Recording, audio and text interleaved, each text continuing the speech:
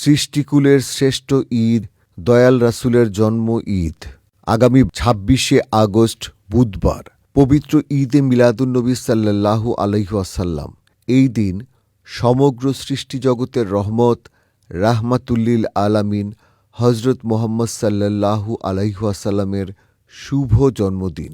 এই মহাপবিত্র দিন উপলক্ষে মহান সংস্কারক মুহাম্মদ ইসলামের পুনর্জীবন দানকারী সুফি সম্রাট হজরত সৈয়দ মাহবুবে খোদা দেওয়ানবাগী হুজুর কেবলাজানের সুমহান শিক্ষা অনুযায়ী সকাল থেকে বাদ জোহর পর্যন্ত দেওয়ানবাগ শরীফে অনুষ্ঠিত হবে আশেকে রাসূল সাল্লাল্লাহু আলাইহি ওয়াসাল্লাম সম্মেলন।